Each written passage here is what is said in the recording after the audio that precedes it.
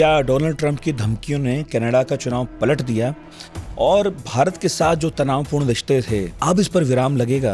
उनकी ट्रिप में एक ऐसे इंडिविजुअल थे was known to be a Khalistani और भारत को बहुत बड़ा धक्का लगा कि आप ऐसे कैसे कर सकते हैं। एक और चीज ट्रूडो को लेके जिस तरह का उन्होंने एक ड्रामा नहीं बोल सकता मैं, लेकिन जिस तरह का उन्होंने एक शोशापना दिखाया था पार्लियामेंट में जाके और हमने ये फाइंड आउट कर लिया भारत के विरुद्ध, और वो I think that to me that was the beginning of his end. Bharat के लिए अच्छा है कि ट्रूडो प्रधानमंत्री नहीं है।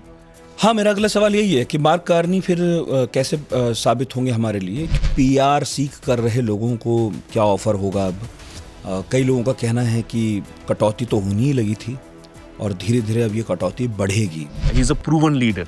काफी लोगों ने ये भी बात की कि he could be seen as somebody like our late prime minister Shri Manmohan Singh ji, कि भाई वो भी गवर्नर थे आरबीआई के, और कार्नी जो है वो बैंक ऑफ कनाडा और बैंक ऑफ इंग्लैंड के गवर्नर रह चुके थे। एक पॉलिटिकल रैली में कहा था कि उन्हें लगा कि भगवान चाहते हैं कि वो राष्ट्रपति बने, और आई थिंक वो बात उन्होंने फिर एक नेशनल प्रेयर में भी उन्होंने कही थी जाके कि मुझे रियलाइज हुआ कि why I am standing right here. Tactic रही है कि अपने जो भी ओपोनेंट है उनको आप ऐसी जगह पे पुश कर दे, इतना पुश कर दे, आप उस पॉइंट पे आ जाए जहां पे अब आप सचमुच चाहते हैं उनसे negotiation. He is still testing. 100 दिन में he is trying to test कि उनके पास सचमुच पावर कितनी है। एक मीटिंग का जिक्र किया गया है जो आने वाली किताबों में भी आएगा कि किस तरह से टैरिफ को लेके इलॉन मस्क का झगड़ा हो रहा है यहाँ पे व्हाइट हाउस में, वेस्ट विंग में। व्हाइट हाउस में कुछ ऐसे लोग घुस गए हैं जो कुछ कर देना चाहते हैं, बट उन्हें ये नहीं पता कि किस रास्ते होता है, दुनिया कैसे चलती है। मुझे याद है हमने भी बचपन में जापान की एनिमेशन नहीं देखे, बल्कि हम अमेरिका के डिज्नी देखते थे, है ना। अब जो सॉफ्ट पावर कम होती जा रही है या कम होती जाएगी इस तरह के फैसलों से, इसका फायदा कौन उठाने वाला है?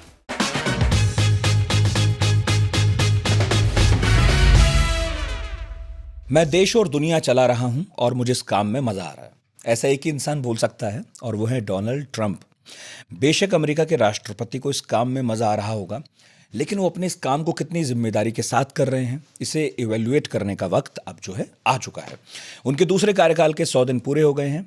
ये 100 दिन अमेरिका और दुनिया के लिए कैसे बीते, इस पर आज बात होगी। और सिर्फ इसी पर नहीं होगी, बल्कि अमेरिका के पड़ोसी देश कनाडा में चुनाव हो गए हैं, नतीजे आ गए हैं। दिलचस्प ये है कि वहां का सबसे बड़ा चुनावी मुद्दा था अमेरिका, ट्रंप के चाहने वाले कनाडा को अमेरिका का 51वां राज्य बनते देखना चाहते हैं, लेकिन कनाडा की जनता ने जो फैसला सुनाया उसने साफ कर दिया कि वो ट्रंप से टक्कर लेने वाले नेता के साथ है।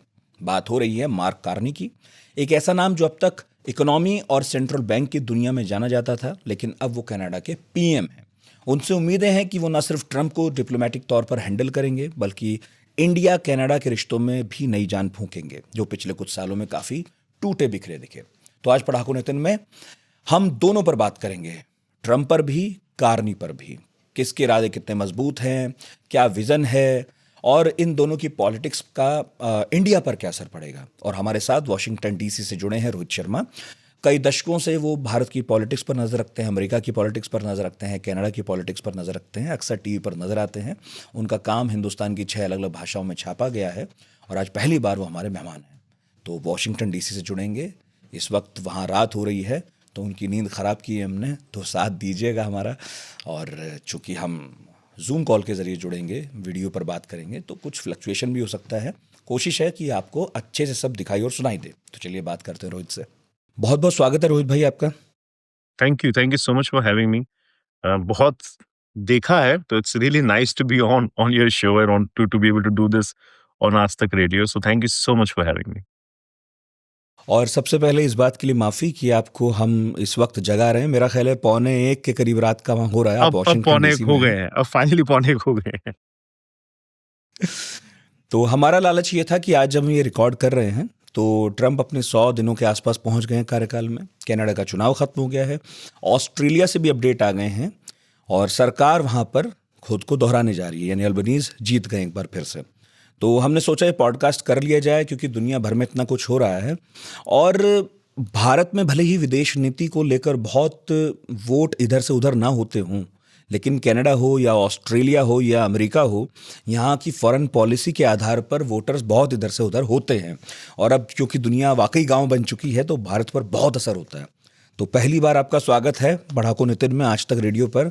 और हमने यही सोचा कि इतने साल हो गए आपको टीवी पर बोलते हुए, आज आपसे पॉडकास्ट करा लिया जाए। This is amazing. जैसा कि मैं आपको कह रहा था कि यहाँ पे खुल के बात हो सकती है। हमारे टेलीविजन में वो 1.5 मिनट 2 मिनट में you have to summarise everything, और बहुत मुश्किल हो जाता है। So thank you so much, and again be nice to be able to, और मुझे हिंदी में कहना चाहिए, जो ऑडियंस है उनसे कनेक्ट करने का जो ये जरिया है, आई थिंक बहुत इंपॉर्टेंट है। तो thank you so much as a listener also कि आप ये करते हैं। जी। अच्छा, तो पहला सवाल फिर यही है कि क्या डोनाल्ड ट्रंप की धमकियों ने कनाडा का चुनाव पलट दिया? और भारत के साथ जो तनावपूर्ण रिश्ते थे अभी तक कनाडा के पिछले कुछ महीनों में जो देखने को मिल रहे थे, अब इस पर विराम लगेगा? क्या कह रहे हैं आप, पड़ोसी आपका कनाडा? देखिए, हर किसी के लिए बहुत आश्चर्यजनक था ये रिजल्ट जो आया, क्योंकि पिछले 1 डेढ़ साल से ट्रूडो को लेके लोग खुश नहीं थे कनाडा में, उनकी पार्टी को लेके, उनकी पार्टी की पॉलिसीज को लेके। और ऐसा हुँ, माना जा रहा था कि जो उनके जो सक्सेसर थे, पोलिएव, पियर पोलिएव, वो जीत जाएंगे ये चुनाव। और हुआ ये कि अमेरिका में चुनाव होता है नवंबर में, और प्रेसिडेंट ट्रंप आते हैं, वो मजाक एक शुरू करते हैं, पहले टीज करना शुरू करते हैं कि Canada should be the 51st state और ये और वो। फिर वो टैरिफ लगा देते हैं, आते से ही, आते साथ कनाडा पे टैरिफ लगा देते हैं, मेक्सिको पे टैरिफ लगा देते हैं। और उसका जो चुनाव था कनाडा का, वो सितंबर में होने वाला था, सितंबर के महीने में होने वाला था। बट सडनली दे उनको रियलाइज होता है कि एक नेशनलिज्म वाली पेट्रियोटिक फीलिंग आती है कैनेडियंस के अंदर, एंड दे फील लाइक कि हमारे साथ ट्रम्प गलत करेगा, और हमें एक कोई ऐसा लीडर चाहिए जो इस फाइनेंशियल बर्डन से हमें हटा पाए। और जो प्राइम मिनिस्टर है कार्नी अभी, वो 2 बड़े बैंक के सीईओ रह चुके हैं, प्रेसिडेंट रह चुके हैं। तो कहीं न कहीं उन्होंने ये परख ली बात कि नेशन का मूड जो है वो बदल रहा है, और उनको शायद वो ये चुनाव जीत सकते हैं, and he was able to message it properly. बहुत सही ढंग से उन्होंने अपनी बात पहुँचाई लोगों को। और ट्रम्प उसके बाद अगर आप देखें, मुझे याद है दिसंबर में मारो-लागो में पहली बार मिले थे कैनेडियन प्राइम मिनिस्टर ट्रूडो के साथ वो। और तब से उन्होंने उसको जो रेटरिक हम कहते हैं वो बढ़ा दिया था 51st स्टेट का। आई थिंक कैनेडियंस को लगा कि Mark Carney is the right person. और बहुत ही, I mean, to be frankly honest with you, मैंने थोड़े दिन पहले कहीं और पे भी बात कही थी कि 2016 में जब ट्रम्प जीते थे, जितना बड़ा धक्का लोगों को लगा था, शायद उतना ही बड़ा धक्का अब लगा है कनाडा के लोगों के, जो एक्सपर्ट्स हैं, मैं उनकी बात कर रहा हूँ, कि ये चुनाव जो है कार्नी जीत गए हैं। तो इंटरेस्टिंग रहा है। आई थिंक कैनेडियंस ने ये बात परखी, and I think they are not happy about कि हमें हमें मज़ाक बनाया जा रहा है हमारा डोनाल्ड ट्रम्प द्वारा। और दूसरा कारण ये था कि जो पियर पोलिएव हैं, वो एक तरह से कंजर्वेटिव लीडर हैं, और वो ट्रम्प की तरह कैंपेन कर रहे थे, ट्रम्प स्टाइल में कैंपेन कर रहे थे। और लोगों को वो बात रास नहीं आई। लोगों को लगा वी डू नॉट वांट, हमें एक और ट्रम्प नहीं चाहिए यहाँ पे। हुँ।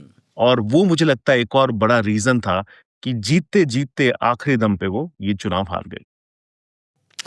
अच्छा, यहाँ लोग सुनते रहे कि ट्रंप ने कहा कि कनाडा को हमारा 51वां स्टेट बन जाना चाहिए और अमेरिका में 50 है, तो वो चाहते थे एक और बन जाए। लेकिन हम तो अक्सर इतनी दूर से बैठकर यही देखते रहे कि अमेरिका कनाडा दोस्त हैं, दोनों में कोई फ़र्क हमें ख़ास नज़र आता नहीं इतनी दूर से, और बड़े शांतिपूर्ण संबंध हैं। हाँ, वो एक अलग बात है, कभी-कभी वो जो झींगा पकड़ने चक्कर में विवाद हो गया, मछुआरे थोड़े लड़ बैठे, ये हुआ, वो हुआ, पर कोई बहुत बड़ी बात तो कभी हुई नहीं। कनाडा उल्टा यही सोचता रहा कि हम कभी फँसेंगे तो अमेरिका हमारा साथ ही देगा। बाइडेन की सरकार में भी हमें कभी कुछ ऐसा दिखाई नहीं दिया, इतनी तल्ख़ी। ये अचानक से एकदम ट्रंप का आना, इतना आक्रामक बयान देना, क्योंकि किसी भी देश के लिए बहुत बड़ा झटका है कि कोई भी ये कह दे कि आप हमारे में मिल जाओ। कुछ और कह दो ठीक है, पर ये क्या है? ये ये हुआ क्या? ये ये डोनाल्ड ट्रम्प के जो बिलीफ्स हैं, और मैं ये मतलब हम लोग सब यहाँ पे बात करते हैं कि वो जो मानते हैं, राइट, वो बहुत स्ट्रांग बिलीफ रखते हैं चीजों में। उन्होंने पहले भी मजाक किया था ग्रीनलैंड को लेके, जब वो पहली बार चुन के आए थे कि ग्रीनलैंड जो है ये तो हुँ, हमारा होना चाहिए, इसे मैं खरीद लूंगा। ठीक है, देर आर, अब तो थोड़ा बहुत उसमें लोगों ने रिसर्च भी की कि भाई उनके पास रेयर अर्थ एलिमेंट्स हैं, और उससे अमेरिका जो है आगे बढ़ पाएगा एआई और सेमीकंडक्टर की इस कंपटीशन में, specially in with regards to China और वो सारी चीजें। बट उन्होंने उस समय बात कही थी, तब ऐसी कोई बात सामने नहीं आई थी कि इसलिए वो कह रहे हुँ, हैं। जहां तक कनाडा का सवाल है, मुझे लगता है कि दो बड़ी चीजें हैं। एक तो ट्रेड और टैरिफ। उन्होंने जब वो पहले आए थे, उन्होंने नेफ्टा जो थी ट्रीटी, उसको हटा दिया था। खुद की एक ट्रेड डील साइन की थी कनाडा और हुँ, मेक्सिको के साथ। अब उनका अभी का ये बयान है कि हम 250 बिलियन के आसपास कुछ बिना मतलब के लिए अमेरिकन कंपनीज टैरिफ दे रही है कनाडा में। और अगर ये उनके लफ्ज हैं कि ये आर्टिफिशियल बॉर्डर ना हो, तो हमें टैरिफ देने की जरूरत नहीं है और ना ही कैनेडियन प्रोडक्ट्स को देने की जरूरत है। तो रादर देन एक ट्रेड डील पे काम करने से, जो होना चाहिए आइडिया और जो होगा भी, आई थिंक ये उनका एक एक टैक्टिक रही है कि अपने जो भी ओपोनेंट है उनको आप ऐसे स्तर पे, ऐसी जगह पे पुश कर दें, इतना पुश कर दें आप कि वो उस पॉइंट पे आ जाए जहां पे अब आप सचमुच चाहते हैं उनसे नेगोशिएशन हो। पहला। हुँ, दूसरा मुझे लगता है, और ये इसमें आई थिंक रिपब्लिकन पार्टी का बड़ा हाथ है, कि हमेशा से एक इल्लीगल इमिग्रेशन को लेके जो बात रही है वो सदर्न बॉर्डर से रही है कि भाई मेक्सिको से लोग आते हैं। हुँ, ट्रम्प पहले राष्ट्रपति हैं और कैंडिडेट भी रह चुके हैं, जो कह रहे थे कि ऊपर का जो हमारा बॉर्डर है वहां से भी लोग आ रहे हैं, एंड विच इज ट्रू और काइंड ऑफ अनचेक्ड इन अ वे। मैं बताना चाहूंगा कि कुछ 1 साल 1.5 साल पहले कुछ भारत के ऐसे लोग थे, I think from the state of Gujarat, जो कनाडा से नीचे आ रहे थे इलीगली अमेरिका में, और एक आई थिंक फैमिली ऑफ 4, और उनकी डेथ हो गई थी। और ये बड़ा जी, भारत में भी आई थिंक बहुत खबर चली थी, हुँ, यहाँ हुँ, पे भी। हुँ, और अब ये समझ में आया है कि उसके बाद से, जब से पेट्रोलिंग बढ़ी है कैनेडियन नॉर्दर्न बॉर्डर पे, कनाडा के बॉर्डर पे, तो जाहिर सी बात है कि वहां से भी लोग इलीगली अमेरिका में आ रहे हैं। तो ये भी एक डोनाल्ड ट्रम्प के लिए बहुत बड़ा, उनको लगता है कि ये गलत हो रहा है। अगर हम अपना बॉर्डर बढ़ा दें कनाडा के साथ, तो हम कंट्रोल कर लेंगे, हमारा कोई इलीगली नहीं आएगा वहां से। तो आई थिंक दोनों को मिला के लगभग प्रेसिडेंट ट्रम्प इस तरह की बात कर रहे हैं। होना इसमें, देखिए, प्रेसिडेंट है वो अमेरिका के, करने को वो कुछ भी कर सकते हैं। लेकिन लगता नहीं है कि ऐसा कुछ होगा, क्योंकि कनाडा ऑब्वियसली एक सॉवरेन स्टेट है, और ऐसे कोई भी अभी जो चुनाव हमने देखा, उसमें ये बहुत बड़ा मुद्दा था कि हम अपनी सॉवरेनिटी को नहीं छोड़ेंगे। तो मुझे लगता है कि ही इज गोइंग टू, वो कहते रहेंगे इन हुँ, चीजों को। हुँ, सरप्राइजिंग बात ये है इसमें नितिन, कि मार्को रूबियो, जो सेक्रेटरी ऑफ स्टेट है, उन्होंने भी ये बात कही। Secretary of defence Pete Hegseth ने भी ये बात कही। तो मुझे लगता है कि जो ट्रम्प का इनर सर्कल है, वो ज़रूर चाहता है हुँ, कि हुँ, ऐसा हो जाए। अब ये कैसे होगा, कब होगा, होगा कि भी नहीं होगा, वी डू नॉट नो। और एक प्रेसिडेंट का टर्म जो होता है केवल 4 साल का होता है, तो हो सकता है कि ये टीजिंग, रेटरिक थोड़ी चलती रहे until they sign a trade deal. Hmm. अच्छा, चुनाव में जो मतदान प्रतिशत था कनाडा की वो 69% के आसपास रहा है और ये 2015-2019 के जो मतदान प्रतिशत है उनसे ज़्यादा था। क्या वजह थी कि वोटर टर्नआउट इस तरह बढ़ा? क्या सिर्फ ट्रम्प ही कारण नज़र आते हैं या फिर कुछ और भी मुद्दे थे जिन्हें लेकर वोटर्स को लगा कि इस बार बात बनेगी नहीं घर बैठकर? काफ़ी चीज़ें थी। आई थिंक अगर आप कनाडा की इकोनॉमी को देखें, तो that is also a concern. लोगों को, again it's the same party, लेकिन लीडर बदल गए हैं। जस्टिन ट्रूडो से लोग अनहैप्पी थे, खुश नहीं थे उनकी पॉलिसीज़ को लेके। हाउसिंग का एक बहुत बड़ा क्राइसिस वहाँ पे रहा है। इमिग्रेशन को लेके भी, और आप जिस तरह से जितना लिबरल कर दिया था जस्टिन ट्रूडो ने, आई थिंक उतना कार्नी ने आके कहा कि नहीं, there is gonna be new minister, वो आएंगे और वो बदलाव लाएंगे इमिग्रेशन को लेके। तो आई थिंक कहीं ना कहीं लोगों को ये लगने लगा कि we have to be able, हमें इस चुनाव में जरूर मतदान करना है, इंपॉर्टेंट है। ट्रम्प, हाँ, बहुत ज़्यादा क्रेडिट ले गए इस चुनाव का कि भई उन्होंने यूनिफ़ाई कर दिया कैनेडियंस को और इस तरह की चीज़ें। लेकिन घर के भी जो मुद्दे हैं, मुझे लगता है उनकी इकोनॉमी के, इमिग्रेशन को लेके, हाउसिंग मार्केट को लेके, आई थिंक ये भी बहुत बड़े मुद्दे हैं। और पिछले साढ़े 4 साल से हम हमेशा सुनते आए हैं कि कनाडा में एक हाउसिंग क्राइसिस चल रही है। कनाडा में इतने हुँ, सारे इमिग्रेंट्स हैं कि, और हमने वीडियोज़ देखे हैं कि लाइन लगा के लोग, बच्चे खड़े हुए हैं और उनके पास जॉब्स नहीं है वहाँ पे। अब आप ये सोचिए कि एक जो नेटिव है वहाँ का, कनाडा का, ऑब्वियसली वो खुश नहीं है इस बात से। उनके पास भी शायद जॉब नहीं हो, या अगर हो भी, मुझे लगता है, तो it is not a pretty site कि आप इस तरह से बस लोग आते जा रहे हैं। और फ़र्क है थोड़ा-सा, मैं अमेरिका की तुलना में बता दूँ इसे। जो स्टूडेंट्स आते हैं कनाडा में, from day one they can work legally. America में एक प्रोसेस होता है, आपको 1.5 सेमेस्टर, एक सॉरी, हाँ, ऑलमोस्ट 1.5 सेमेस्टर निकालना पड़ता है। उसके बाद आप एक ओपीटी के अप्लाई करते हैं और फिर आप जॉब कर सकते हैं, और वो भी आपके फील्ड में होना चाहिए जॉब। हम्म। कनाडा में ऑन द अदर हैंड आप you can be a computer scientist और आप वॉलमार्ट में काम कर सकते हैं, because you have a work permit, right? तो मुझे लगता है कि ये सारे मुद्दे जो हैं, that influx of immigrants, economy, housing crisis, तो ये बदलाव होने तो वाला था। बट आखिरी मिनट पे ये कहते हैं ना कि बदलाव हुआ लेकिन गुगली आ गई। Same party which should be responsible, लोगों ने कहा कि भई नहीं, ये तो वो ट्रूडो था, उसकी पॉलिसीज़ थी, ये नया लीडर है, हम्म। और ये हमें लगता है कि ट्रम्प से हमें बचाएगा और हमारा भला करेगा। So I think those were the reasons we saw that voter turnout. मतलब एटलीस्ट मार्क कार्नी की कंधों पर ट्रूडो की गलतियों का बोझ तो नहीं है। पब्लिक ने ये तो मान ही लिया है कि मार्क कार्नी भले ही उसी पार्टी से हों जिससे ट्रूडो थे, लेकिन मार्क कार्नी का अप्रोच थोड़ा अलग है। तो समस्या भले ही आप ही की पार्टी ने दी, लिबरल ने दी, समाधान भी आप ही देंगे। मेरे मन में ये सवाल भी था कि पिछली जो ट्रूडो सरकार थी थोड़ी कमज़ोर थी, छोटी पार्टी का समर्थन था, उस छोटी पार्टी को इंडिया में बहुत पसंद नहीं किया जाता। लेकिन इस बार 343 सीट में से लिबरल्स करीब 168 हैं, कंजर्वेटिव्स 144 हैं। तो ये क्या ऐसा दिखा रहा है कि छोटी पार्टियां अब लगभग कम से कम इस बार तो समाप्त प्राय हैं? वहाँ तो इस्तीफा भी हो ही गया। ये किसी भी, और मैं ये मतलब मैं ना, हाउ डू आई से दिस, मैं भारत के कॉन्टेक्स्ट में बात करता हूँ। आई थिंक किसी की भी ओबिचुरी लिखना अच्छी बात नहीं होती, स्पेशली चुनाव में।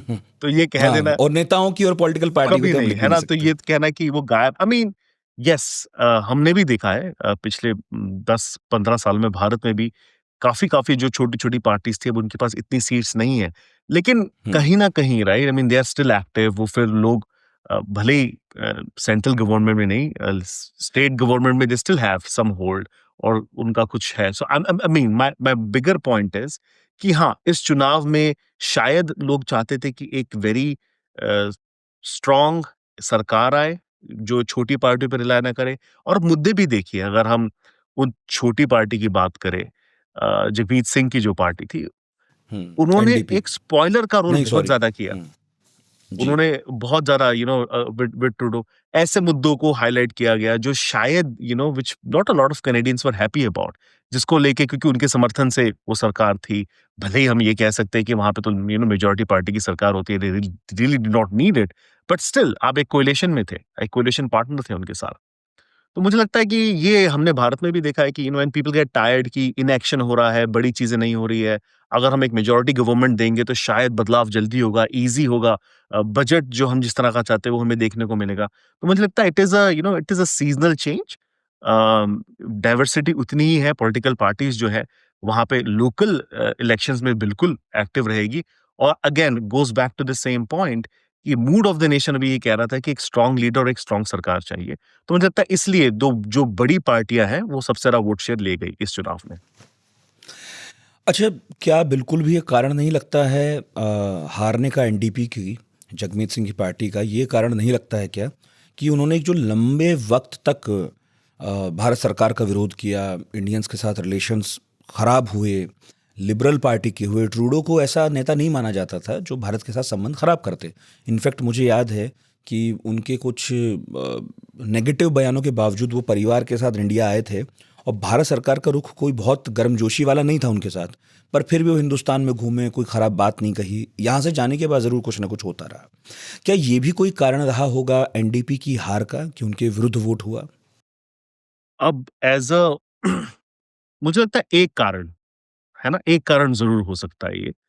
और हम्म। मैं अगेन आई आई से this with a little bit of knowledge, क्योंकि मैंने बात की थी वहाँ पे लोगों से। एक कारण बिल्कुल है कि ऑब्वियसली अगर उनकी कंस्टिट्यूएंसी के जो लोग हैं, जो भारतीय मूल के हैं, फॉर एग्ज़ाम्पल, और अगर भारतीय मूल के नहीं भी हैं, लेकिन उनको लगता है कि हमारे जो प्राइम मिनिस्टर थे, वो ज़्यादा कैटर कर रहे थे इनकी पार्टी को या इनके जो मुद्दे हैं उनको। और frankly speaking, right, I mean if you ask a lot of Canadians, अगर आप कैनेडियंस को पूछेंगे कि खालिस्तान कोई इश्यू है, तो I don't think it matters to them, है ना? हम्म। हम सिर्फ उन लोगों के हमारे पास विजुअल्स आते हैं जो इस तरह की हरकतें करते हैं वहाँ पे, और they do a lot of things. Trudeau की आपने बात की, उसी ट्रिप में आई थिंक 2018 की या 17 की हम बात कर रहे हैं, मैं फॉरगेटिंग, उनकी ट्रिप में एक ऐसे इंडिविजुअल थे who was known to be a Khalistani, और भारत बिल्कुल। को बहुत बड़ा धक्का लगा कि आप ऐसे कैसे कर सकते हैं हमारे साथ, why did you bring this person along with you, knowing कि ये तो खुद कहता है कि ये खालिस्तानी है। तो मुझे लगता है कि वो एलिमेंट था, एक एलिमेंट ये ज़रूर था कि he was catering to that audience, कि भई मेरे सिख जो वोटर्स हैं वो नाराज़ ना हो जाएँ, और उनको खुश करने का एक ही तरीका था कि यू गेट हा मतलब आप बहुत ज़्यादा मुश्किल नहीं, आप बहुत ज़्यादा इस तरह के बयानबाज़ी करें जो उनको अपीज़ करे, आपके सिख वोटर्स को या उन वोटर्स को जो चाहते हैं कि खालिस्तान जैसी जो फैंटेसी है वो कभी किसी दिन रियल बन जाए। तो I think he did play that unfortunately, और he played it too much मुझे लगता है।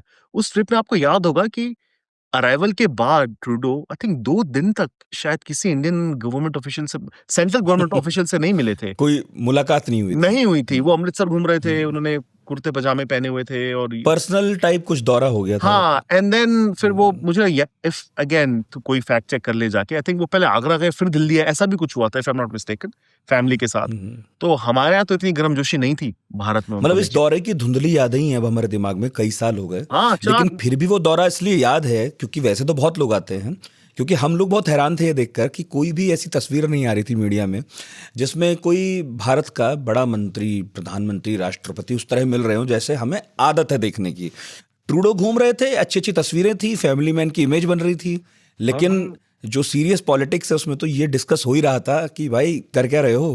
क्या हाँ, केवल वोट पटाने आए हो यहाँ सिखों के, पंजाबियों के? क्योंकि गुरुद्वारे में घूम रहे हैं, कभी कहीं घूम रहे हैं, लेकिन ऑफिशियली कुछ नहीं है। मुझे याद है अभी G20 में उनका जब प्लेन खराब हुआ था, तब हुँ, भी वी वर हमारी तरफ से ऐसा ही था कि हाँ ठीक यस। है, रुक जाओ, क्या करना है कर। हाँ, यूजुअली ये हेड ऑफ स्टेट है तो एक अलग तरह का प्रोटोकॉल होता है, राइट?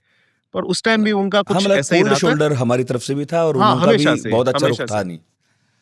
और ऐसा नहीं है कि उन्हें पता नहीं था कि ये क्यों हो रहा है। पता होना अगर था। आप एक लीडर, उन्हें तो 100% पता था कि ये क्यों हो रहा है, बट ही वाज़ उनके दिमाग में, आई थिंक, एंड अगेन हम जगमीत सिंह की बात करेंगे, आई थिंक वो थोड़ा-सा ज़्यादा हावी हो चुके थे कि this is how you gonna get votes, अगर आप इस तरह की चीज़ें करो, इस तरह की बयानबाज़ी करें।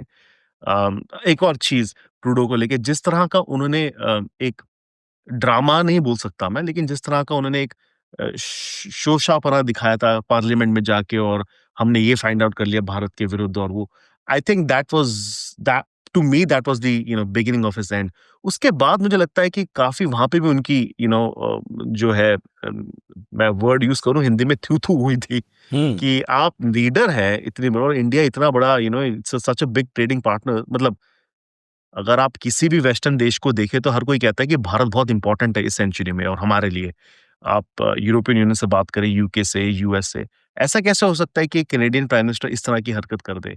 और then to to basically then say कि हम ये करेंगे, हम वो करेंगे, हम इन्वेस्टिगेट करेंगे। आई think he was a little over in his head, और अच्छा है, वो अब प्रधानमंत्री नहीं है कनाडा हाँ, के। वो बात उन्होंने बहुत ज़्यादा लंबी खींच दी थी इनफैक्ट, और यही कहा जा रहा था कि ठीक है, आप एक राष्ट्राध्यक्ष हैं, उतनी बात उठाइए जितनी उठानी ज़रूरी है, इतनी मत फैला दीजिए कि भारत के साथ संबंध ही खराब हो जाएँ। मुझे अभी भी याद है कि उन्होंने यहाँ कुछ प्रोटेस्ट हो रहे थे, उसके बारे में कहा था शायद सीएए, एनआरसी के बारे में, और ठीक उसी वक़्त फा उनके यहाँ फार्मर्स के लिए, ट्रक ड्राइवर्स फार्मर्स प्रोटेस्ट के लिए कहा था उन्होंने। बिल्कुल, और उनके यहाँ ट्रक ड्राइवर्स प्रोटेस्ट कर रहे थे, और वो जिस तरह से उन्हें दबा रहे थे, वो मिल भी नहीं रहे थे, कोई बात ही नहीं हो रही थी।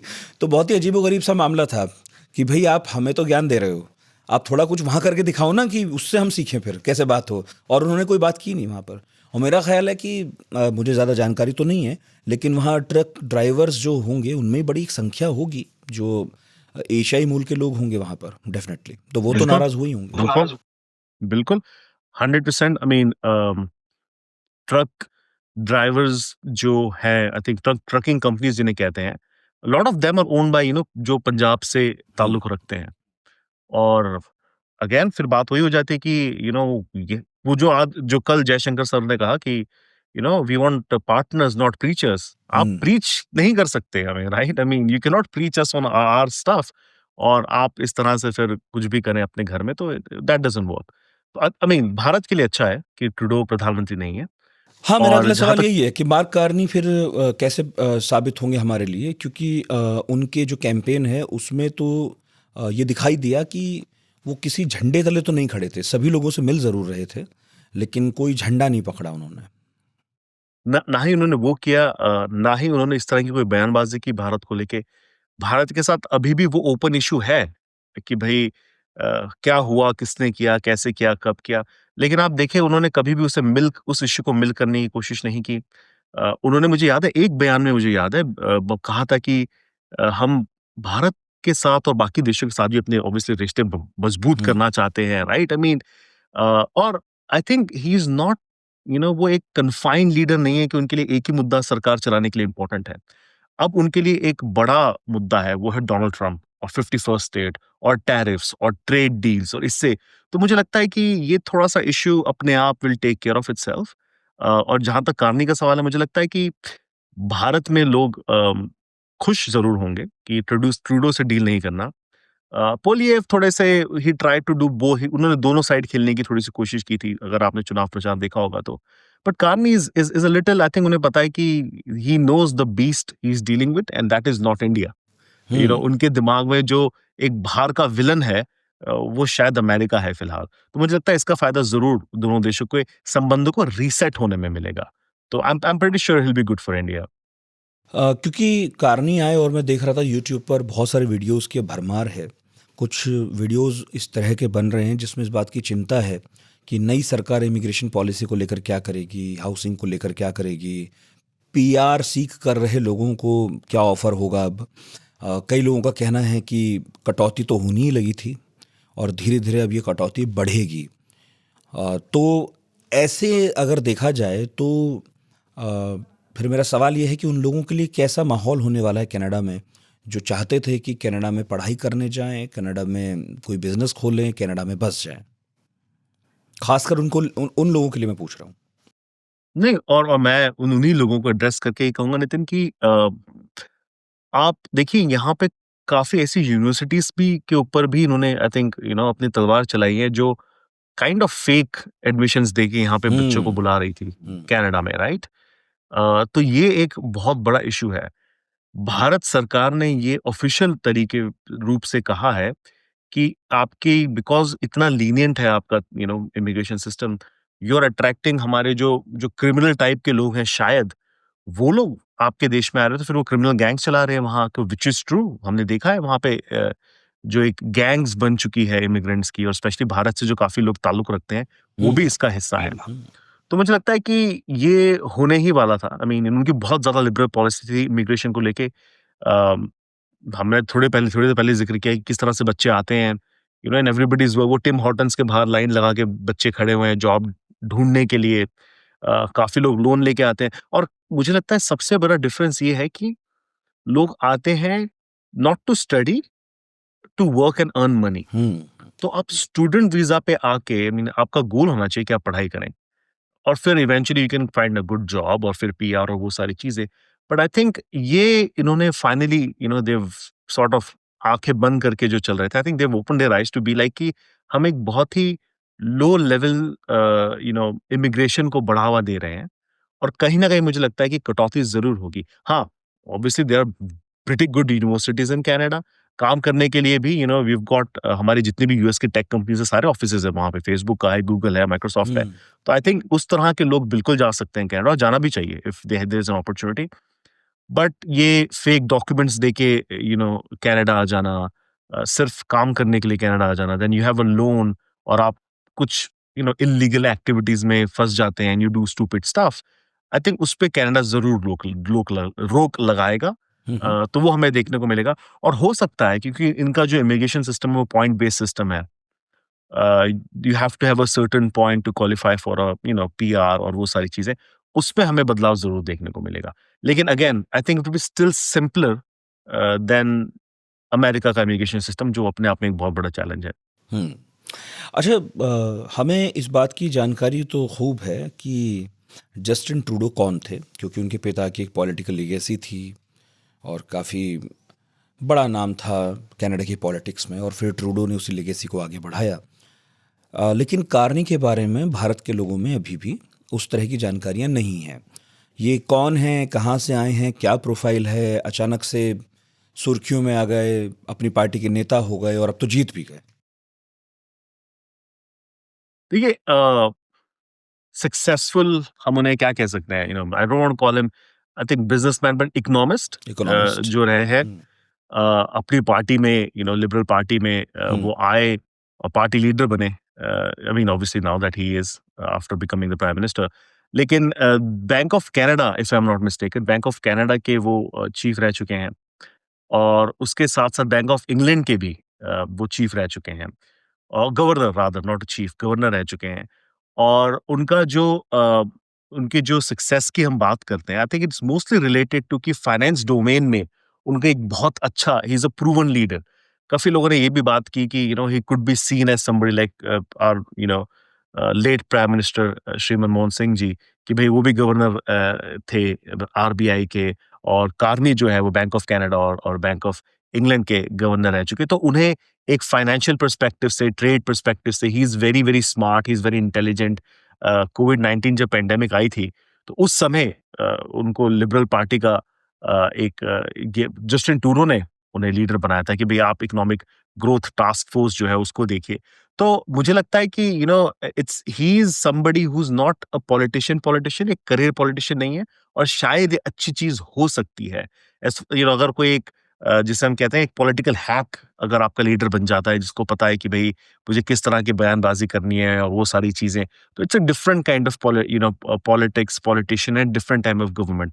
इनका एक प्रूवन ट्रैक रिकॉर्ड रहा है about delivering things, leading from the front, talking to a lot of people. उन्होंने इसमें अपने कैंपेन में भी कहा था कि मैंने G20 में बड़ा काम किया है, G7 में मैंने अच्छा काम किया है।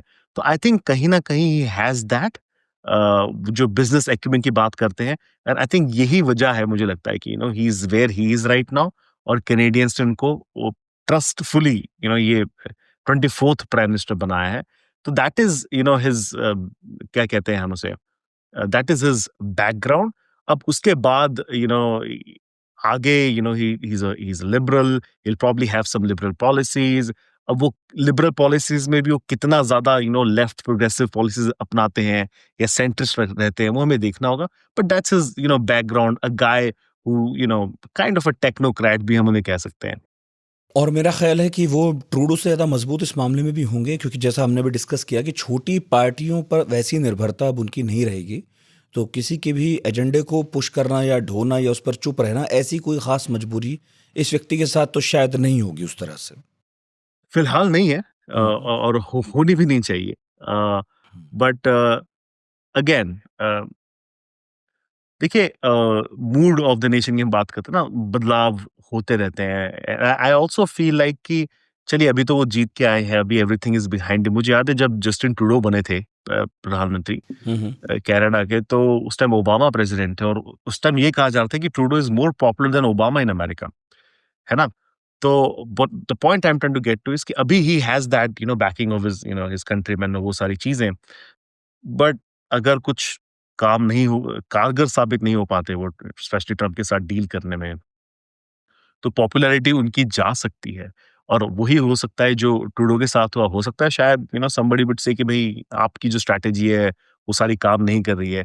और डिपेंडेंसी की जो आप बात कर रहे हैं, हाँ वो तो है, खैर they have they definitely have more seats.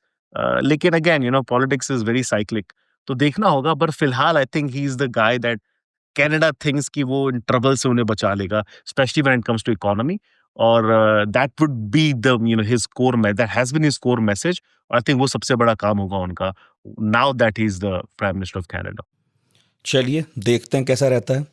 अब आते हैं उस देश की तरफ जहां आप इस वक्त विराजमान हैं। ओ 29 अप्रैल आपको 2025 को ट्रंप के 100 दिन पूरे हो गए। जी, आप कुछ कह रहे थे? नहीं मैं कह रहा था कि अभी अभी प्रेसिडेंट ट्रम्प का बयान आया है कि हम्म, जो फॉरेन में मूवीज बनेगी उस पर 100% टैरिफ लगाएंगे। तो उसकी डिटेल्स मैं देख रहा था आने से पहले पॉडकास्ट पे कि डिड ही मीन कि जो अमेरिकन स्टूडियोज हैं, और जो अगेन क्योंकि हम कनाडा की बात कर रहे थे, uh hmm, lot of American movies and TV shows are actually shot in Canada. हाँ। और तो मैं ये समझने की कोशिश कर रहा था क्योंकि एक ट्रुथ सोशल पे उन्होंने डाला है, तो मैं समझने की कोशिश कर रहा कि इज ही आस्किंग कि हॉलीवुड की जो कंपनीज हैं जो वहां शूट कर रही है उस पर 100% टैरिफ लगाएंगे, और डिड ही मीन कि जो बॉलीवुड की फिल्में हम देखते हैं यहाँ पे, उस पे भी 100% टैरिफ लगने वाला है? तो उस पे क्लैरिटी नहीं है फिलहाल, but that is Donald Trump for you. तो ये बताइए कि अभी तो वैसे उनके पास काफ़ी अरसा है, वो अपना राजकाज चलाएंगे, लेकिन ये वाले ट्रम्प उस ट्रम्प से कितने अलग नज़र आ रहे हैं जो पहले 4 साल रह चुके हैं? बहुत अलग है। बहुत अलग इसलिए भी है क्योंकि एक उनकी पार्टी को मेजॉरिटी मिली है हम्म। हाउस ऑफ रिप्रेजेंटेटिव्स में, सेनेट में। बहुत अलग इसलिए भी है कि 2020 के बाद जो हमने पहले बात की थी कि एक पॉलिटिकल ऑबिचुरी नहीं लिखनी चाहिए किसी की, बहुत लोगों ने लिख दी थी कि अब तो ये कभी जीत के नहीं आ लग तो सकते। ये रहा था, लग ये भी रहा था कि दो जेल जाएंगे। आप देखिए अभी the things he has been through, right? 2024 के इलेक्शन में आई थिंक जनवरी तक काफी लोग थे रिपब्लिकन रेस में। निकी हेली थी, हम्म। डिसैंटिस थे, विवेक रामास्वामी थे, और लोगों को लगा था कि ये जेल जाएंगे, कुछ कोर्ट केस होगा, ट्रम्प अपने आप बाहर हो जाएंगे, इनमें से कोई कैंडिडेट बनेगा और वो सारी चीजें। बट आई थिंक उन्होंने एक जो बात कही थी, मुझे लगता है उनके असैसिनेशन अटेम्प्ट के बाद, उन्होंने एक एक पॉलिटिकल रैली में कहा था कि उन्हें लगा कि भगवान चाहते हैं कि वो राष्ट्रपति बने। और आई थिंक वो बात उन्होंने फिर एक नेशनल नेशनल प्रेयर में भी उन्होंने कही थी जाके कि मुझे अब मुझे रियलाइज हुआ कि why I am standing right here. तो मुझे लगता है वो बिलीफ उनका बहुत स्ट्रांग है, और वो ये दुगना इसलिए हो गया है। ये हाँ, हाँ, बिलीफ जो कहिए। है, इसके बारे में जी, आपने ऐसी इंटरेस्टिंग बात कही, मुझे याद जी। आता है कि जब हम पॉलिटिकल साइंस पढ़ते थे तो उसमें एक सिद्धांत था जिसमें कहा जाता था कि राजा अपनी जो लेजिटिमेसी है वो ईश्वर से पाता है। मतलब जनता में ये विश्वास दिलाया गया एक वक्त पर कि ये ईश्वर का प्रतिनिधि है। और बड़ी मुश्किल से दुनिया में डेमोक्रेसी आई थी, अभी तो पूरी तरह आई भी नहीं है, प्रैक्टिस ही हो रही थी। और वो राजा का वो जो ईश्वरीय सिद्धांत है, एक बार फिर उसे हम दोहराते देखते हैं दुनिया भर के दक्षिणपंथी नेताओं के मुंह से। बिल्कुल। और अच्छा, इसमें मैं छोटी सी और चीज बताऊं। जॉर्ज डब्ल्यू बुश जो थे, टेक्सास के गवर्नर थे, उनके फादर ऑब्वियसली प्रेसिडेंट थे। हम्म। तो ही मेड हिज डिसीजन, और उन्होंने किताब में भी लिखा है और बाकी लोगों ने भी बात कही है कि ही मेड हिज डिसीजन क्योंकि उन्होंने एक जो जिस चर्च में जाते थे वहां के उन्होंने प्रीस्ट फादर को बुलाया ऑफिस में, टेक्सास में, जब गवर्नर थे, और उन्होंने उनसे बात कही और उन्होंने उनको कहा कि उनको ऐसी फीलिंग आ रही है कि भगवान चाहते हैं कि वो अमेरिका के राष्ट्रपति बने। एंड वो जब when I read about it and then फिर बहुत 2-3 और सोर्सेस से, आई वाज लाइक वाओ, ऐसा होता है।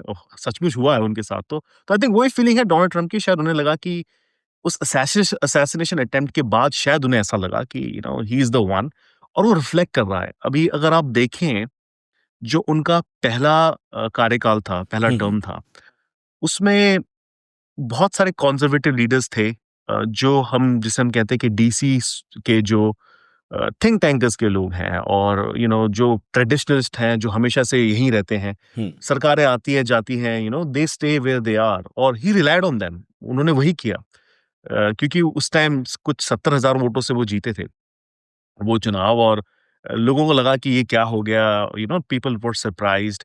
तो लोग लास्ट मिनट पे जाके अपनी बिडिंग कर रहे थे कि मुझे ये बनना है, वो बनना है, and he stuck with what जो जीओपी के ट्रेडिशनल लोग हैं उनके साथ, and he was frustrated with them. अगर आप देखें तो बहुत फायरिंग्स हुई, उनके एनएसए उन्होंने दिसंबर में हायर किया, जनवरी में फायर कर दिया, सेक्रेटरी ऑफ स्टेट को फायर कर दिया, उन्होंने आई थिंक हर किसी को फायर किया था अपने पहले कार्यकाल में।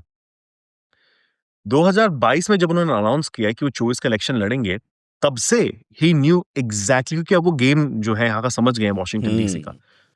तब से ही हैड आइडेंटिफाइड 300 पीपल, 300 लोगों की लिस्ट थी उनके पास कि मेरे को किसको कौन-कौन सी पोजीशन में मैं रख सकता हूँ, और उन्होंने वही किया है।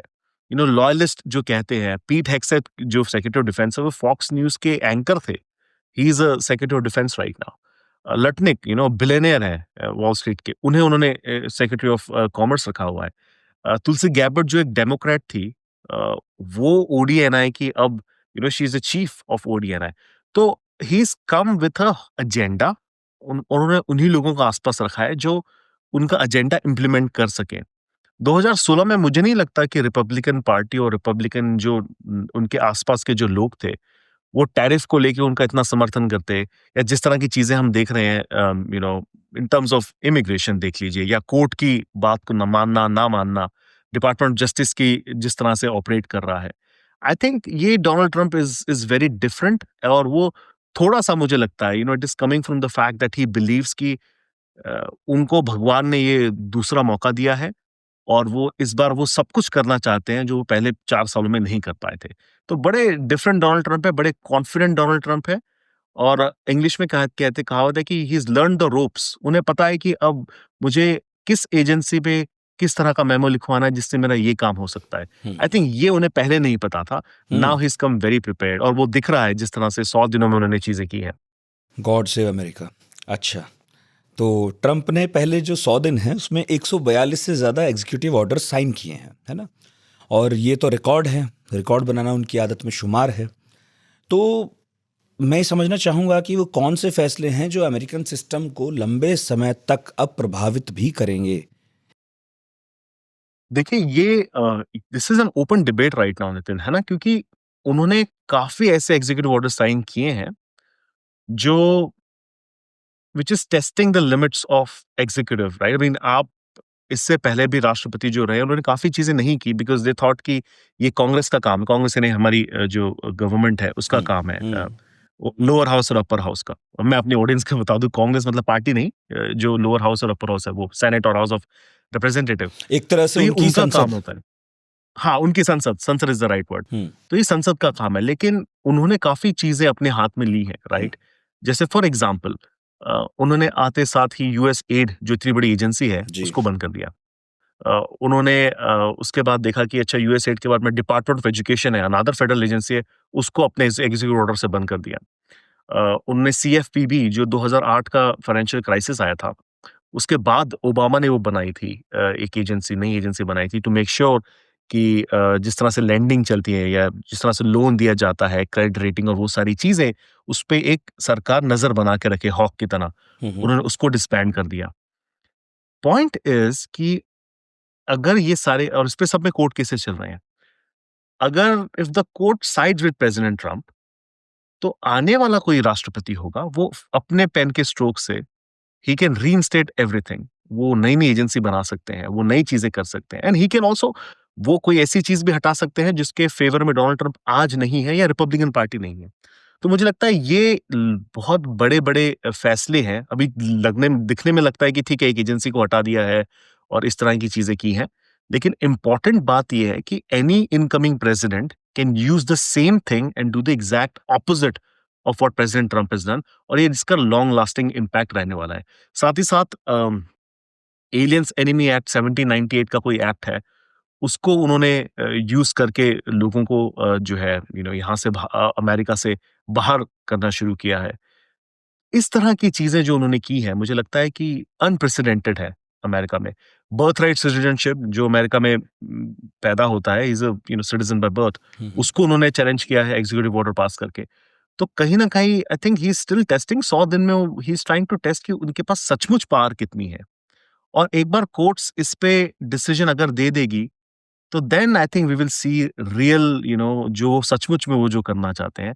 तो अभी तक हमने सिर्फ एक छोटा-सा ट्रेलर देखा है कि उनका एजेंडा क्या है और किस लिमिट तक वो पुश करना चाहते हैं। नाउ आने वाले समय में we will see exactly what he is able to do, अगर कोर्ट्स उनका साथ देती है और या नहीं दे पाती है तो। हुँ। अच्छा, मन में 2 सवाल हैं, एक-एक करके पूछता हूँ। पहला तो वो पूछता हूँ जो सब पूछना चाहते हैं, सब जानना चाहते हैं, इलॉन मस्क के बारे में। हम पढ़ाकू नित्य में बहुत सारे पॉडकास्ट करते हैं और जब भी अमेरिका पर बात होती है हाल-फिलहाल में, तो हम इलॉन मस्क का सवाल ज़रूर पूछते हैं। वो भी अपनी तरह के राष्ट्रपति हैं अपनी दुनिया के। वो अपने से ऊपर किसी को नहीं समझते हैं, वो दूसरे तरह के डोनाल्ड ट्रंप हैं। कहा ये भी जा रहा है, मैं कुछ डॉक्यूमेंट्रीज़ देख रहा था, जिसमें 30-32 साल के डोनाल्ड ट्रंप दिखते हैं, तो उनका जो एटीट्यूड है, वो बिल्कुल अभी ऐसा ही है जैसे इलॉन मस्क का है। तो इसमें कोई दो राय नहीं है कि कामयाब बिजनेसमैन है, इसमें कोई दो राय नहीं है कि कितनी भी टेढ़ी बात करें लेकिन दुनिया उस बात का वज़न मानती है। इसमें भी दो राय नहीं है कि बहुत सारे लोग उनके ऐसा बनना चाहते हैं। लेकिन एक म्यान में दो तलवारें रहती नहीं हैं, और डोनाल्ड ट्रंप ने खुद तय किया कि इलॉन मस्क उनके एडमिनिस्ट्रेशन में रहेंगे, ना सिर्फ रहेंगे बल्कि इतना इंपॉर्टेंट पोर्टफोलियो भी दे दिया। मगर अब जिस तरह के बयान आ रहे हैं मस्क के, तो ये लग रहा है कि वो खुद ही एक एग्जिट चाहते हैं। उन्होंने कह दिया कि थोड़ा कम ही हस्तक्षेप करूंगा, वो भी जब तक राष्ट्रपति चाहेंगे। तो अब वो जब आना आएंगे वापस, तो फुल पावर में ही आएंगे। मुझे लग नहीं रहा कि अब वो किसी समझौते के तहत रहना चाहते हैं, किसी का मंत्री होकर रहना चाहते हैं। अमेरिका कैसे रीड कर रहा है इन दोनों के रिलेशंस को? काफी लोगों को बहुत दिलचस्पी थी कि मस्क ने why did he do that. तो मैं इस पे बहुत I just want to take some more time explain this to you. जी। जो बाइडेन जब राष्ट्रपति बने अमेरिका के 2020 में, तो उसके बाद 2021 में एक ईवी इलेक्ट्रिकल व्हीकल्स की समिट हुई व्हाइट हाउस में।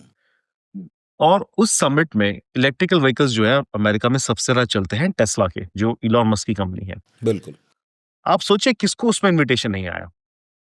इलॉन मस्क को जो बाइडेन के एडमिनिस्ट्रेशन ने इनवाइट नहीं किया। वाह। And that is how this all started. और वहां फोर्ड फोर्ड को बुलाया गया था, वहां पे जीएम थी, फोर्ड था, फोर्ड कंपनी थी, आई थिंक होंडा के भी मेकर्स थे if I am not mistaken. लेकिन इलॉन मस्क को नहीं, और क्यों नहीं बुलाया गया? बिकॉज मस्क ही वाज, जो लेबर यूनियन है और वो सारी चीजें, ही इज अगेंस्ट दैट। तो एक लेबर यूनियन का जो एक तबका था बहुत बड़ा, उन्होंने लॉबी किया कि आप मस्क को मत बुलाइए यहाँ पे, क्योंकि कार जो मैन्युफैक्चर होती है obviously done by labours in blue collar workers in America. तो वहां पे मुझे लगता है एक बहुत बड़ी चूक हुई डेमोक्रेट्स की। देन वी सॉ कि उन्होंने कहा कि अच्छा मैं इन्फ्लुएंस कैसे बना सकता हूँ अपना, so he went after buying Twitter. तब उन्होंने वो शुरू किया कि अब मैं ट्विटर खरीदूंगा, वहां से I can shake the public narrative. और वो करते करते करते अगेन डोनाल्ड ट्रम्प के असैसिनेशन अटेम्प्ट वाले ही दिन, when he was okay, he announced कि मैं ट्रम्प की प्रेसिडेंट विरोधी ट्रम्प से का। ट्रम्प के समर्थक हो गए। हाँ बिल्कुल, he was a Democrat, yes. Democrats को डोनेट करते थे यस। Musk, right. और उस दिन ही सेड कि अब मैं डोनाल्ड ट्रम्प को जो है, I am gonna do everything in my power to make him the next president of United States. और फिर जो डोज का आइडिया है, ये एक्चुअली विवेक रामास्वामी का आइडिया था। ही वाज द वन जिन्होंने अपने कैंपेन में कहा था कि इस तरह की कोई एजेंसी होनी चाहिए जो कट करे फंडिंग और वो सारी चीजें। तो आई थिंक उन्होंने वो भी उठाया वहां से, उसे अपना बनाया, रामास्वामी को साइड किया। रामास्वामी तो बेचारे आ भी नहीं पाए बिल्कुल। एडमिनिस्ट्रेशन में। और देन ही, आई थिंक थोड़ा उनका जो इंटरफेरेंस रहा है एजेंट, बाकी जो डिपार्टमेंट है उनको लेके। फॉर एग्जांपल उन्होंने एक दिन, मुझे याद है, फ्राइडे शाम को ट्वीट किया कि जितने भी अमेरिका में फेडरल एम्प्लॉयज है उन्हें ये बताना है ईमेल पे लिख के कि पिछले हफ्ते आपने क्या किया, क्या आपकी अकॉम्प्लिशमेंट थी, कुछ 5 चीजें मांगी, very simple. What did you do, how did you do it, what did you achieve, इस तरह की चीजें। और वो ईमेल अमेरिका के फेडरल एजेंसी की जितनी भी लोग हैं एम्प्लॉयज, फॉर एग्जांपल भारत सरकार से एक इंडिविजुअल ऐसा कहता है, और डिपार्टमेंट ऑफ वाटर हो, डिफेंस हो, फॉरेन सर्विसेज हो, कृषि हो, आई मीन कृषि तो मैंने कह दिया, एग्रीकल्चर हो, जो भी एग्रीकल्चर। डिपार्टमेंट है, ट्रांसपोर्टेशन, हर किसी एम्प्लॉय को ईमेल लिखना और डेडलाइन डाल दी उसमें बकायदा कि आपको मंडे को शाम के 5 बजे के पहले ही करना है। Work report. So I think that did not go well with lot of secretaries. तो सेक्रेटरी मार्को रूबियो थे, उन्होंने कहा नहीं नहीं, आप लोग को, मेरे डिपार्टमेंट को इसको रिस्पॉन्ड करने की जरूरत नहीं है। पेंटागन ने कहा हम अगर ये लिख देंगे हम क्या कर रहे हैं और ये पब्लिक डोमेन में चला जाएगा, इट्स नॉट, ऐसा हो नहीं सकता। तो मुझे लगता है वहां से it started a little bit of कि ये चल क्या रहा है। एंड आई थिंक एक मीटिंग का जिक्र किया गया है जो आने वाली किताबों में भी आएगा कि किस तरह से टैरिफ को लेके इलॉन मस्क का झगड़ा हो रहा है, यहाँ पे व्हाइट हाउस में, वेस्ट विंग में। बिल्कुल। और he is not happy about something, और commerce secretary is not happy about something. और इटालियन प्राइम मिनिस्टर मेलोनी वहां पे है इस वक्त व्हाइट हाउस में, she can overhear that conversation कि दो बड़े बड़े दिग्गज लड़ रहे हैं प्रेसिडेंट ट्रम्प के।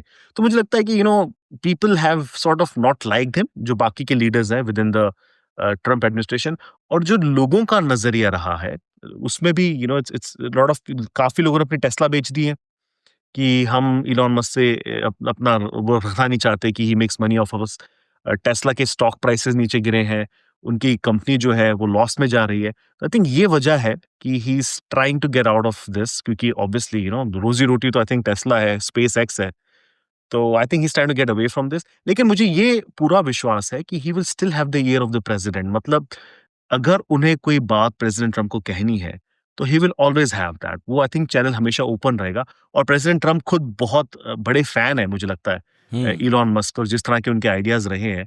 तो बट हाँ, लेकिन एडमिनिस्ट्रेशन में आई थिंक उनका जो सिक्का है वो थोड़ा अब हल्का हो गया है, हम्म, और लोगों में, जो अमेरिकन लोग हैं उनमें मुझे लगता है कि he does not have a very positive image as of right now. सही है। अच्छा, इस पॉडकास्ट के आखिरी कुछ 2-3 सवाल पूछने हैं, लेकिन मैं चाहूँगा संक्षेप में जवाब दीजिएगा। आप इतने लंबे वक्त से यूएस की पॉलिटिक्स कवर करते हैं, वहाँ पर हैं। ये ये हमें ऐसा लग रहा है कि ऐसा हमेशा से था, कि अभी ऐसा फील हो रहा है कि अमेरिकी राजनीति कुछ नौसिखियों के हाथ में पड़ गई है। मतलब मैं जब ट्रम्प आए थे पहली बार, तब भी कुछ किताबें पढ़ रहा था, फियर नाम की किताब आई थी, है ना? उसके बाद भी बहुत सारी चीज़ें हुई। ऐसा लग रहा है जैसे मतलब वाइट हाउस में कुछ ऐसे लोग घुस गए हैं जो कुछ कर देना चाहते हैं, बट उन्हें ये नहीं पता कि किस रास्ते होता है, दुनिया कैसे चलती है। बस उनके अपने तौर तरीके हैं। और अभी 2.0 में आप ये तो कह रहे हैं कि ट्रम्प को समझ में आ गया है चीज़ें कैसे होंगी, लेकिन 100 दिनों में ये जो आपने अभी खुद अपने शब्दों में कहा कि यहाँ से खींचतान, वहाँ से खींचतान, मेलोनी बैठी हैं, आवाज़ें आ रही हैं, अभी भी कोई फ़र्क तो नज़र आ नहीं रहा इस मामले में, तो कम से कम। तो हुआ क्या है कि दुनिया ही पहली बार थोड़ा ध्यान से देख रही है इंटरनेशनल रिलेशंस। हम लोग ही पिछले 8-10 सालों से ज़्यादा ध्यान से देखने लगे हैं, हमेशा से था, या फिर वाकई अमेरिका की राजनीति में कुछ बदला है? ट्रेडिशनल पॉलिटिशियन नहीं आते अब। बहुत बहुत कुछ बदला है। आई थिंक हमारे यहाँ पोलराइजेशन जो है, हम्म, ये I think I would say around bill Clinton के समय में थोड़ी सी शुरू हुई थी। लाइक यू हैड उस टाइम जिस तरह से उनके इम्पीचमेंट को लेके चीजें हम्म, हुई थी, हम्म। और उसके बाद से फिर जब बुश जो चुनाव जीत के आए थे 2000 में, उसका डिसीजन सुप्रीम कोर्ट ने दिया था। एल गोर के खिलाफ। ही हाँ, एल गोर के हाँ, खिलाफ वो, हाँ, राइट। हाँ। तो वहां पे थोड़ा सा डेमोक्रेट्स को लगा कि हमारे साथ ये इलेक्शन हमारा चुरा लिया गया है, जो डोनाल्ड ट्रम्प बाद में कह रहे थे। बाद वही रिपीट हुआ। और और फिर बुश के जाने के बाद प्रेसिडेंट ओबामा बने, प्रेसिडेंट बने अमेरिका के। थिंक वहां पे बहुत बड़ा बदलाव हुआ। वहां पे हुआ ये कि जो हम कहते हैं ना, एक हल्का सा था पोलराइजेशन, लेकिन पॉलिटिकल सर्कल्स में था, लोगों में नहीं था। लोग फिर भी देखना चाहते थे कि एक ऐसा प्रेसिडेंट हो, एक ऐसी संसद हो जो मिलके काम करे। हम्म। आई थिंक ओबामा के इलेक्शन ने इसे पूरी तरह से पोलराइज करके रख दिया, क्योंकि ऐसे काफी नेटिव व्हाइट अमेरिकन्स थे जिन्होंने जिंदगी में नहीं सोचा था, जो वोटर्स थे, कि हाँ, एक। मुझे याद है। मतलब मैं आपको टोक रहा हूँ कि ओबामा के 100 दिन जी में जी। तो वो काम कर भी नहीं पाए थे कुछ। नहीं, बिल्कुल नहीं कर पाए वहां थे। भी फंस गए, वो भी फंसे थे। हाँ, और वो दैट आई थिंक जो व्हाइट मूवमेंट हमने अब देखी है, जो व्हाइट सुप्रीमेसी की बात करते हैं, या इस चुनाव में बात हुई, मतलब 2024 वाले में, कि व्हाइट्स हैव बीन फॉरगॉटन। तो इसकी नींव आई थिंक मुझे लगता है कि वहां से शुरू हुई। और अगेन आई थिंक जो डेमोक्रेट्स थे वो अल्ट्रा लिबरल हो गए, बहुत ज्यादा प्रोग्रेसिव हो गए। तैयार नहीं था देश इतनी जल्दी इतने बदलाव के लिए। हम्म। और जो रिपब्लिकन्स थे वो और ज्यादा कंजर्वेटिव होते गए। तो मुझे लगता है कि अब क्या होता है कि जब सरकार आती है तो they bring in extreme voices into the government. और क्योंकि सरकार में एक्सट्रीम वॉइसेस आ जाती है, संसद बोल लीजिए या एडमिनिस्ट्रेशन में, तो कुछ हो नहीं पाते बड़ी बड़ी चीजें। तो क्या होता है, then president is only left with कि मैं एग्जीक्यूटिव ऑर्डर साइन करूंगा, और उसमें जो हो गया, बिकॉज संसद में तो कुछ वैसे भी कुछ हो नहीं रहा है, थिंग्स आर वेरी पोलराइज्ड। तो हम्म। मुझे लगता है कि ऐसा नहीं है कि लोगों का ध्यान नहीं था, लोगों का हमेशा से अमेरिका पे ध्यान था, लेकिन चीजें बदली हैं। पिछले 2 दशक में काफी चीजें बदली हैं, और काफी रैपिडली बदली है। और नेता बदल गए, अमेरिका के तौर तरीके बदल गए। हाँ आउटसाइडर्स बिल्कुल, आई मीन आउटसाइडर्स भी आए हैं। मतलब ओबामा कहिए या फिर ट्रम्प कहिए, इनकी कोई पॉलिटिकल लिगेसी तो नहीं है। ओबामा तो सेनेटर थे, ही वाज अ सेनेटर। नहीं, मेरा तो कहने का मतलब था कि पहले उनके कोई उनके परिवार में राजनीति में नहीं हाँ, था। बिल्कुल नहीं, वो बिल्कुल सब नहीं। वैसे लोग थे जो अपने अपने तौर तरीके अपने साथ लेकर आए व्हाइट हाउस में। हाँ, 100%। और मुझे लगता है कि अगेन जी। प्रेसिडेंट ट्रम्प के लिए स्पेशली, हम्म, आई थिंक उस समय 2016 में अमेरिका सचमुच थक चुका था। उनको, अमेरिकन्स को ये लग रहा था कि हमने सब कुछ ट्राई कर लिया, हमने प्रोग्रेसिव ला लिया, हमने कंजर्वेटिव ला लिया, we want to give a chance to a guy जो बिजनेसमैन है, बिजनेस माइंडेड है, और उस तरह की चीजें। आई थिंक अब तो खैर प्रेसिडेंट ट्रम्प खुद भी ही इज द, क्या कहते हैं, वॉशिंगटन इनसाइडर बन चुके हैं। लेकिन 2016 में नहीं थे वो, एंड आई थिंक नहीं दैट वाज थे। अनदर रीजन, लोगों को लगा कि हमें कोई नया बंदा चाहिए। मैं कहीं पढ़ रहा था कि राजनीति छोड़िए, इंडस्ट्री में भी जो मतलब बिजनेसमैन लोग वगैरह थे वहाँ पर इस शहर में, वो भी ट्रम्प को आउटसाइडर ही मानते थे। उनके तौर तरीके उनके लिए भी अजीब थे, बिजनेस में भी अजीब थे। हर कोई, मुझे लगता है जब तक वो 2020 में चुनाव हारे, और उसके बाद भी लोगों को लगा ठीक है, ये तो चले गए। But I think when people saw primaries में कि उन हर स्टेट में वो जीतते जा रहे थे, और निकी हेली पैसे डाल रही है इलेक्शन कैंपेन में, she is not winning anything, Vivek Ramaswamy, Ron DeSantis को जीतते रहे। I think that's when people realise कि ट्रम्प जो है, he is the real guard of yes, Republican party. Yes. तो या ट्रम्प की जो अमेरिका फर्स्ट नीति है उससे हुआ ये कि जो नाटो के उनके अलाइज थे उनमें एक टेंशन है। मैं देख रहा हूँ यूरोप भी बहुत कंफर्टेबल नहीं है अब। इसके अलावा जेडी वेंस ने जो है अपने यूरोपियन पार्टनर्स की खूब जो है आलोचना की है। WHO जैसी ऑर्गेनाइजेशन से ट्रम्प बाहर हुए हैं। इनफैक्ट ये भी देखा कि अफ़गानिस्तान पाकिस्तान में भी अब कोई स्टेक है नहीं। एशिया में भी उनकी टैरिफ वॉर ने ऐसा कुछ माहौल बना दिया कि जो साथ बैठने को तैयार नहीं थे वो देश साथ बैठकर अब सौदा करने को राज़ी हैं। चीन हो, उधर जापान हो, है ना। भारत के लिए भी कोई रोल ढूंढा जाने लगा होगा आई थिंक।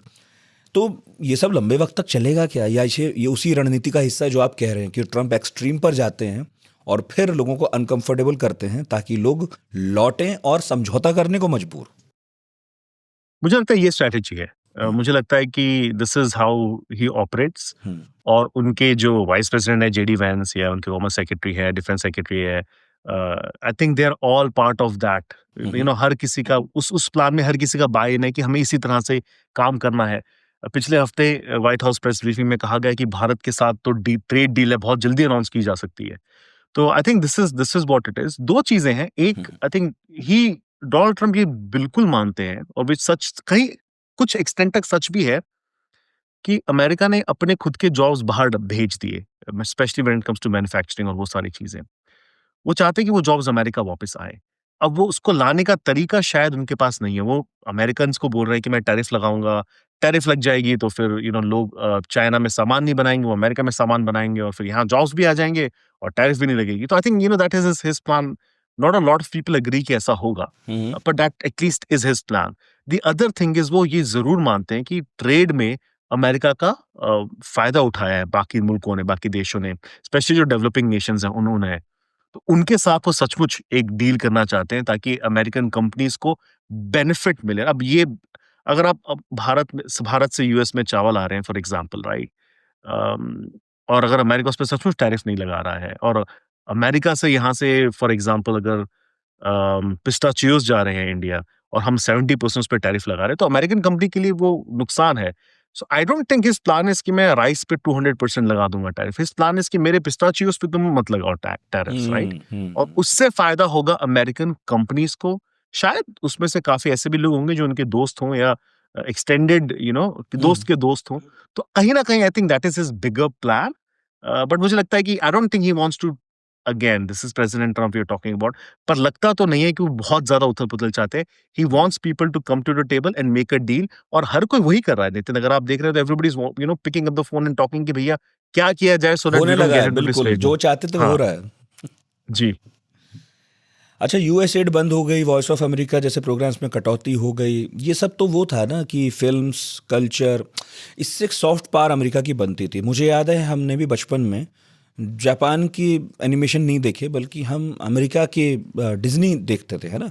तो पेप्सी पी हमने और अमेरिकन प्रोडक्ट्स इस्तेमाल किए। हमारे ख्वाब में, हमारे तसव्वुर में यूएस था, उसकी सॉफ्ट पावर के चलती था। हमसे पिछली पीढ़ी का रशिया था, मतलब सोवियत यूनियन कह लीजिए। तो अब जो ये हो रहा है, अब जो सॉफ्ट पावर कम होती जा रही है या कम होती जाएगी इस तरह के फैसलों से, इसका फायदा कौन उठाने वाला है? बहुत लोग खुश हैं। आई थिंक, मुझे लगता है चाइना में काफी लोग खुश हैं। हम्म, रेडियो एशिया भी, उसकी भी फंडिंग कट कर दी गई है। रेडियो एशिया बहुत रिपोर्टिंग करता था वहां से, against the Chinese.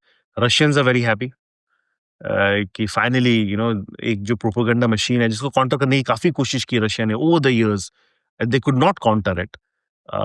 They are pretty happy. Europe में भी कई ऐसे देश हैं जहाँ पे उनकी बहुत अच्छी खासी, I think radio Europa, if I am not mistaken, hmm, उसकी फंडिंग भी काट दी गई है। वहाँ पे भी एक अमेरिकन एक सॉफ्ट पावर की तरह यूज किया जाता था। प्रोपेगेंडा बोल दीजिए, जिस तरह से भी आप कीजिए। मुझे लगता है कि इसका फायदा बिल्कुल होगा ऐसे देशों को जो नहीं चाहते कि अमेरिका का जो मैसेज है वो दुनिया तक पहुंचे। हम्म, वजह शायद प्रेसिडेंट ट्रम्प की वो नहीं है। उनकी वजह ये है कि यहाँ पे जब लोगों को हायर किया जाता है, and national public radio NPR हो, वॉइस ऑफ अमेरिका हो, रेडियो एशिया हो, इस लिबरल लोगों को हायर किया जाता है, and they have been critical about president Trump in the past. तो ये थोड़ा-सा ऐसा लगता है कि he is trying to settle scores, कि आपने मुझे कभी अच्छा नहीं लिखा, मैंने बहुत अच्छा किया इस देश के लिए, but I was always called as a criminal और ये और वो। तो वो I think he is the president of United states, वो चाहते हैं, अगर फंडिंग कट करना चाहते हैं तो करेंगे। But I hmm. Am pretty sure बाकी भी, जैसे ये भी वॉइस ऑफ अमेरिका का कल ही कोर्ट ने डिसाइड किया कि दे कैन कम बैक, वो काम शुरू कर सकते हैं एम्प्लॉइज। तो मुझे लगता है ये थोड़ा-सा कोर्ट बैटल ज़रूर चलेगा, and he is hmm. Flexing his power as a president, वो थोड़ी पावर को नहीं, थोड़ा तो फ्लेक्स आप कर जब रहे ये हैं। कहते हैं कि वो बदले की भावना से काम कर रहे हैं, तो मुझे फिर ये भी याद आता है कि कैपिटल हिल के दंगाइयों को माफ़ी दे दी, अपने राजनीतिक विरोधियों को अब वो निशाना बना रहे हैं। तो अगर वो बदले की भावना से काम करने लगे हैं, तो क्या उनके सलाहकार, या मुझे नहीं पता किसकी वो ज़्यादा सुनते हैं आजकल, आपको ज़्यादा पता होगा, वही हैं। तो क्या उनके सलाहकार ये नहीं बता रहे कि भाई आप पर्सनली जो कर रहे हैं वो होगा, लेकिन उसकी उसकी मतलब उसकी वजह से बहुत सारी चीज़ों का नुकसान अमेरिका उठाएगा। अमेरिकन ड्रीम जो बेचा जा रहा था, जो बड़े बड़े कंपनियां देशों में आती थीं, उन्हें देखकर लगता था कि अरे कुछ हो रहा है, अमेरिका कोई बड़ा देश है, KFC, मैकडोनल्ड्स। तो जब आप धीरे धीरे पीछे हटेंगे, जब ऐसा माहौल बनाएंगे, तो फिर क्या होने जा रहा है? क्या ये सदी अमेरिका के उतार की सदी है? नहीं, ये तो मैं नहीं कह सकता। आई हाँ, डोंट नो, कोई नहीं कह आई एम इन सकता। द सिचुएशन मैंने भी टू टेल यू बड़ा दैट। सवाल फेंक दिया आपकी तरफ। हाँ, नहीं ये तो, लेकिन मैं ये ज़रूर कहूँगा, देखिए जैसे वॉइस ऑफ अमेरिका में लोग आएँगे वापस, right? Hmm. They will start working again. Hmm. कहीं न कहीं अब वो तो ज़हन में आ गया ना लोगों के, कि हमें इस तरह की स्टोरी शायद नहीं करते, छोड़िए इसे। हम्म। हम कुछ और कर लेते हैं। और जब वो चेंज हो जाए अगर बुनियादी तौर पे, तो अपने आप फिर जो मसला था, आई थिंक वो गायब हो गया, right? Now they are not doing what they were doing probably 4 साल पहले, 3 साल पहले, 2 साल पहले। अब they are just focusing on other stuff, जो शायद रिपब्लिकन पार्टी चाहती थी, मुझे लगता है ऐसा। तो आई थिंक एक मैसेज के तौर पे भी मैंने कहा ना, काफ़ी चीज़ें फ्लेक्स कर रहे हैं वो, राइट? लिख रहे हैं एग्जीक्यूटिव ऑर्डर्स, अब कोर्ट रखती है, नहीं रखती, इट्स अ डिफरेंट स्टोरी। सही। बट मैसेज तो आपने हर किसी को दे दिया कि this is what the current administration wants. तो I think that message is pretty clear. तो मेरा आखिरी सवाल है, और फिर मैं बताऊंगा कि इस पॉडकास्ट से एक चीज़ है जो मैंने नोट की है, वो तो साफ साफ समझ में आई है आपकी बात, आपसे बात करने पर। आखिरी सवाल मेरा ये था कि ट्रंप ने $40 बिलियन की विदेशी सहायता रोक दी है ना, जॉर्डन जैसे अपने मध्य पूर्वी सहयोगियों को रोक दी है। इसके अलावा भी हम देख रहे हैं, आप बता ही रहे हैं, बहुत तरह की सहायताएं रोकी गई हैं। ये जो टेररिज्म है और जो मानवीय संकट है, ये और ज़्यादा गहराएगा? क्या होने वाला है? क्योंकि अब तो अपने एलाइज का भी साथ नहीं देता अमेरिका। अब लग रहा है कि अमेरिका अपनी टांग नहीं अड़ाने वाला है डेमोक्रेसी लाने के लिए, जैसा कोशिश करता था। इससे जिसे हम टेररिज्म कहते थे, और जो टेररिज्म है भी बहुत मायनों में, क्या लग रहा है, उसे आपने एक रेड कारपेट दे दिया कि अब जो होता रहे? अब कौन जाएगा लड़ने कहीं? आई थिंक अमेरिका फर्स्ट का मैसेज ही यही था, हम्म। है ना? कि भई हम हर जगह, अ, यहाँ पे भी हमने अपने चीज़ों को डाला हुआ है, हमने वहाँ पे भी अपनी चीज़ों को डाला हुआ है, हम यहाँ पैसे दे रहे हैं, हम वहाँ पैसे दे रहे हैं, हमें क्या मिल रहा है? हमें रिटर्न नहीं मिल रहा। डोज को लाया गया कि भैया बताइए, हम $100 बिलियन यहाँ खर्च कर रहे हैं, हमें मिला क्या at the end of the day, right? अब काफ़ी चीज़ें ऐसी हैं नितिन, जो पब्लिक डोमेन में नहीं आएगी। यूएस एड अ, सचमुच कितनी एड देता है, किस-किस कारणों से देता है, कैसे हम्म। चुनता है, वी डू नॉट नो उसका हम्म। क्या मोटिव है। We will never find out these things, और मुझे लगता है हमारे पब्लिक डोमेन में अमेरिका में भी चीज़ें सामने नहीं आएगी। But what he is trying to do, और मुझे ये लगता है कि he is trying to put a leash on things. Hmm. और ये बात भी उतनी सही है कि he is president Trump after all. मैं ये बात ज़रूर कहूँगा प्रेसिडेंट ट्रम्प को लेके, और ये बात हमने बहुत बार देखी है और मैंने काफ़ी लोगों से सुनी भी है। He is a reasonable man. अगर आप उनके पास जाके इफ यू टेल हिम कि देखिए एक्स वाई एंड जी हम कर रहे हैं और उससे ये हो सकता है, and this is why I want your support, he will do it if he understands आप क्या कह रहे हैं। हम्म। बट अगर आप उन्हें कन्विंस नहीं कर पाए, तो he will keep pushing you कि नहीं ये गलत है, ऐसा नहीं करेंगे, वैसा नहीं करेंगे। तो मुझे कहीं ना कहीं लगता है कि अभी तो हमने देखा है कि ही पुट सब फंडिंग कट की गई है चीजों की, ये वो। लेकिन जिस तरह से किसी भी देश की एक ब्यूरोक्रेसी रह रही है, अमेरिका की बहुत बड़ी फैट ब्यूरोक्रेसी है, and they will find ways, कहीं ना कहीं से they will find ways to do what they been doing.